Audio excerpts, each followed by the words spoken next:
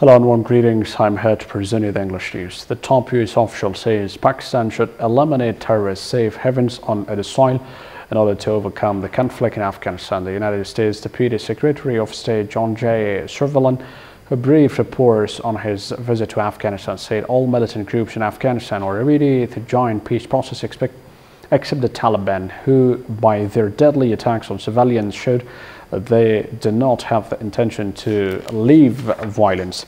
The US Deputy Secretary visited Kabul on Tuesday, where he held talks with Afghan leaders. He told reporters that US South Asia strategy is focusing on putting the Taliban under military, economic and political pressure to make the group join the Afghan peace process. The United States remain firmly committed to supporting the Afghan people and their government's efforts to achieve peace, security and prosperity for their country. He said, while in Kabul, I had the opportunity to meet with Afghan President Ashraf Ghani, Chief Executive Dr. Abdullah, Foreign Minister Salahuddin Rabbani and other government leaders.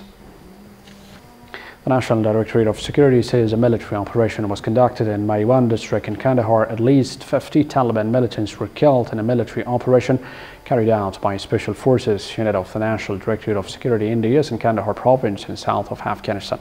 The NDA said in a statement on Thursday the military operation was carried out in Osman Khail, Muhammad Khail and several other villages in Maiwan district, the NDA said.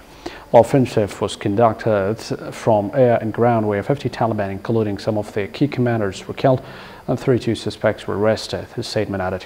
According to India's statement, a bomb-making center with 30 bombs, 20 kilograms each, and 10 houses were destroyed in the operation.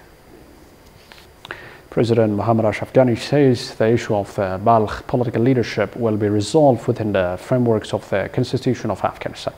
Speaking to elders and residents of northern Balkh province in Arak Palace on Wednesday, President Ghani said all steps regarding Balkh political leadership have been taken in accordance with the Constitution of Afghanistan, and the issue will be resolved within the framework of the Constitution of the country.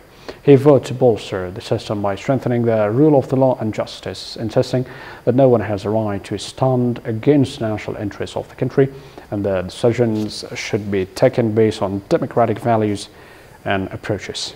He also added that the deadlock still persists between Noor and the government over the controversies this comes as that surrounding his dismissal from the Balkh government. The office of the President Arak Palace announced more than a month ago that President Ghani has approved the resignation of the Balkh governor, Muhammad Noor. And an estimated 90 migrants are feared to have drowned off the coast of Libya after a smuggler's boat capsized early on Friday, leaving 3 known survivors and 10 bodies washed up on shore, the International Organization for Migration said.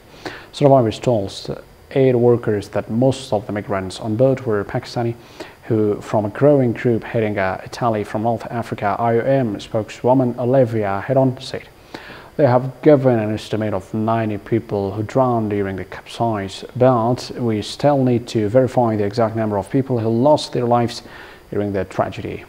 She also, speaking from the Tunis, told Geneva News Briefing, what has been reported to us is that it is mostly Pakistanis who were on board the boat, but we still need to verify their nationalities and how many from what country, she said. That was a brief presented. Good night. Bye.